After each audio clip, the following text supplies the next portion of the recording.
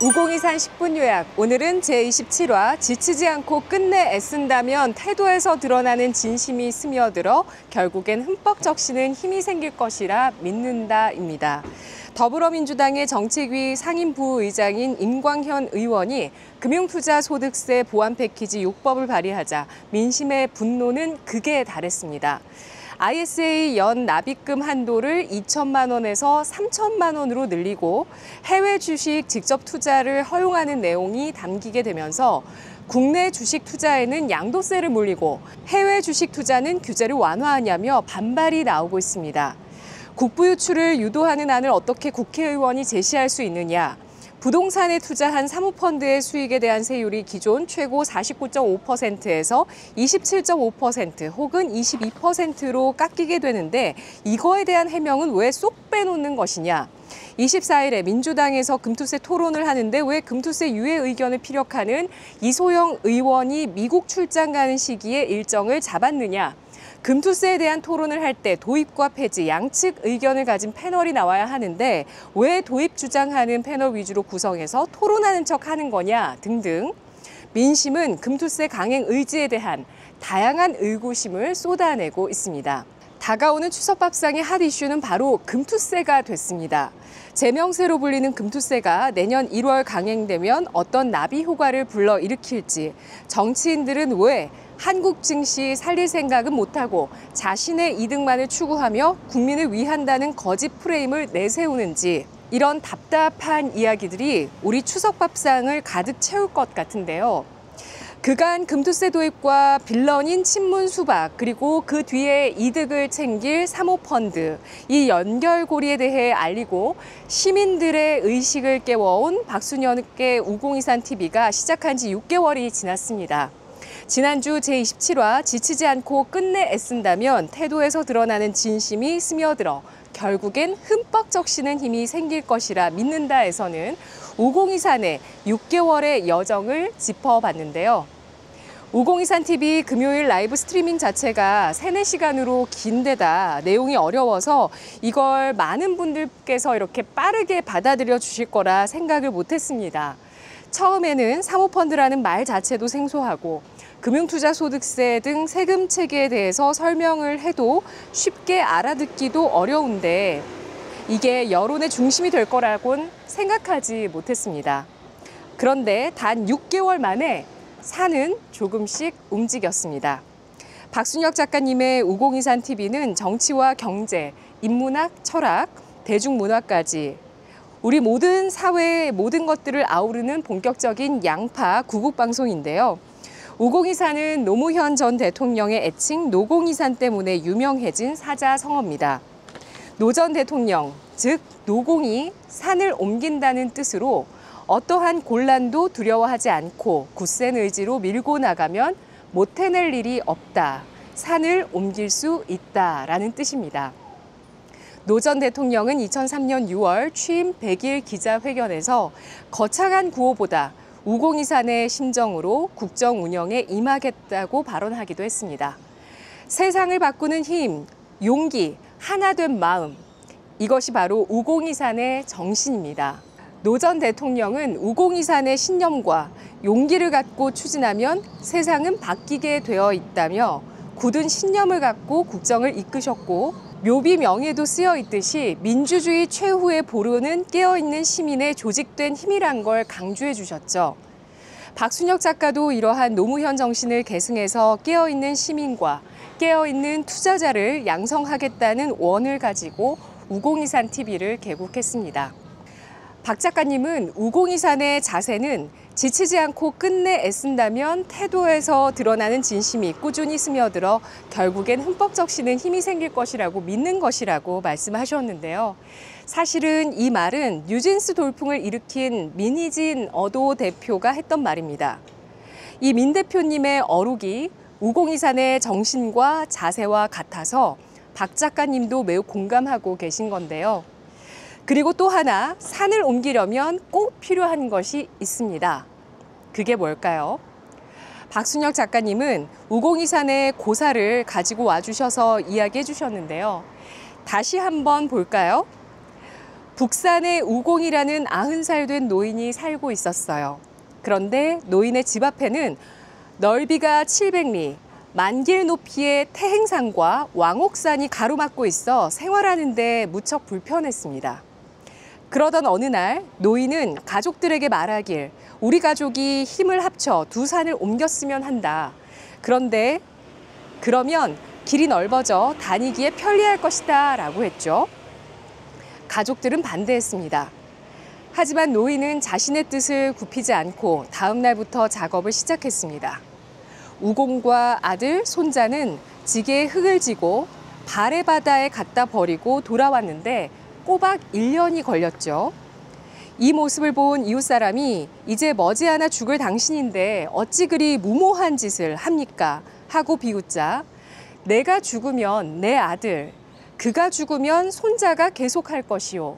그동안 산은 깎여 나가겠지만 더 높아지지는 않을 테니 언젠가는 길이 날 것이오 라고 했습니다. 두 산을 지키던 산신이 이 말을 듣고는 큰일 났다고 여겨 즉시 상제에게 달려가 산을 구해달라고 호소했습니다. 이 말을 들은 상제는 두 산을 각각 멀리 삭당 동쪽과 옹당 남쪽으로 옮기도록 하였답니다. 이렇게 우공이산 이야기는 끝이 나는데요. 박 작가님은 결국에 산을 옮기는 게 산신과 상제가 아니냐, 우공의 가족이 모두 힘을 합쳐서 산을 옮긴 게 아니라 하느님이 옮겨준 거냐면서 결말이 황당하고 맥이 빠져서 이 마지막 대목을 탐탁치 않아 하셨다고 합니다. 그런데 나중에 박 작가님이 이 큰 뜻을 알게 되어서 너무너무 좋아하는 대목으로 바뀌었다고 하는데요. 하느님, 상제라고 하는 사람이 결국 저를 비롯한 우공이산 TV 구독자 여러분들이라는 겁니다. 우리가 산을 옮겨주는 하늘이라는 겁니다. 그러면서 50에 읽는 주역에서도 한 구절을 인용해 주셨는데요. 우리 각자는 이 세상과 우주의 중심이고 우리 각자의 우주는 나와 내가 관계를 맺은 사람, 사건, 사물 등의 인연으로 구성됩니다. 천명이란 나와 우주를 이루어준 나의 연들을 통해 하늘이 내게 비친 뜻이며 나의 천명은 나의 연들을 통해서 내게 오는 것입니다. 진정으로 하늘이 자신에게 바라는 바를 행하고자 한다면 누구나 성인이 해낸 일을 해낼 수 있으며 내가 하려는 일이 진실로 옳은 일이고 하늘이 바라는 일이라면 다른 사람들이 그 일을 같이 도모하고 귀신도 같이 도모해준다고 합니다. 우리 모두가 무엇이 옳은 것인지를 알고 있고 그런 하늘들이 모여서 큰 산을 옮기는 데 힘을 모으는 것이 바로 우공이산이라는 겁니다. 금투세가 폐지돼야 조세 정의가 실현될 거라는 걸 우리는 압니다. 금투세 도입의 핵심은 부동산 관련 사모펀드의 감세입니다. 그래서 금투세 도입을 강행하는 민주당 의원들은 반드시 부동산 사모펀드의 감세에 대한 입장과 개선 방안에 대해 답변을 주셔야 합니다. 우리 국민은 지금 금투세를 도입해서 부자들만 가입하는 사모펀드 절세시키고 해외로 국부 유출시키고 부동산으로 자금이 몰리도록 해서 국내 증시를 망가뜨리려는 민주당은 당장 자폭하라고 명령하고 있습니다. 가뜩이나 기울어져 있고 허약한 우리 K증시에 금투세를 도입했다가 한국 경제가 박살날 수 있다는 위기의식에 민중은 촛불이 아닌 횃불을 들어야 한다고 분노하고 있습니다. 파트 2, 민주주의 최종 빌런은 내각제 세력이라는 내용을 다뤘습니다. 우리나라는 대통령 직선제를 채택하고 있죠. 대통령을 국민이 직접 선거로 선출하며 우리나라 정치체제의 특성으로 박 작가님은 제왕적 대통령제를 꼽습니다.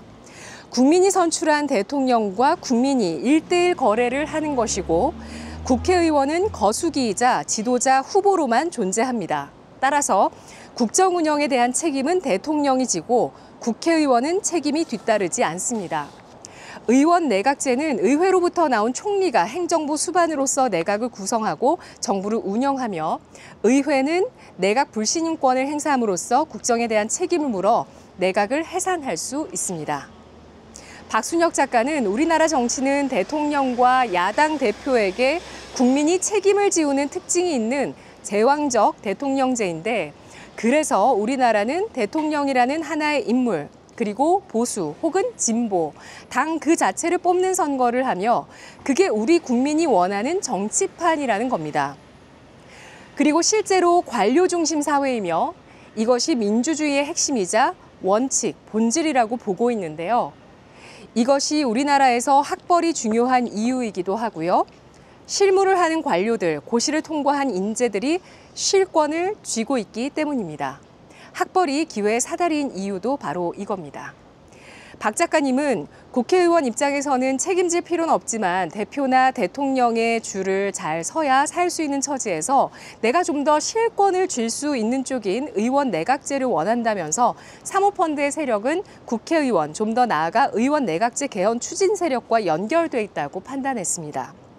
마지막으로 파트 3, 금투세 폐지 혹은 유예로 보는 이유에서 박순혁 작가님은 금투세가 결국 폐지 혹은 유예될 가능성이 높기 때문에 지금은 금투세에 선반영된 시장에서 이후 기정사실화되는 장세로 가는 코스를 대비할 시점이라고 보고 있는데요. 금투세 뺐다 꽁뿔리 장세에 대한 전략은 지난주 우공이산TV 제27화에서 직접 확인해 보시죠. 지난주 라이브 스트리밍에서 레더스 윈님께서는 우리의 자녀들이 살아갈 국가입니다. 대한민국의 정의가 살아있어야 합니다. 라고 댓글을 주셨는데요. 맞습니다. 우리 시대의 정의와 공동체를 위한 길을 바로 세울 수 있는 방법, 바로 민심이 깨어 있어야 하는 것이고요. 또 이 밖에도 우리 자녀들 가난하게 만들려면 금투세 찬성하세요. 금투세 시행하면 가지고 있는 주식은 차치하고라도 주식시장 폭락해서 퇴직금 DC형 작살나면 전 국민 빈곤화가 가속화됩니다. 라고 쓰신 분도 계셨습니다. 우공이산TV가 대한민국의 아르헨티나, 베네수엘라행을 막겠습니다. 여러분을 깨워드릴 우공이산TV가 매주 금요일 저녁 7시부터 재미난 라이브 스트리밍으로 진행되니까요. 매주 불금은 우공이산에서 함께 보내시길 바랄게요. 우공이산 10분 요약 다음 시간에 더 핫한 주제를 가지고 돌아와서 여러분의 정치적, 경제적 식견을 더욱더 높여드리도록 하겠습니다. 투자사생활 구독자 그리고 투자꾼 여러분, 다음 영상에서 만나요.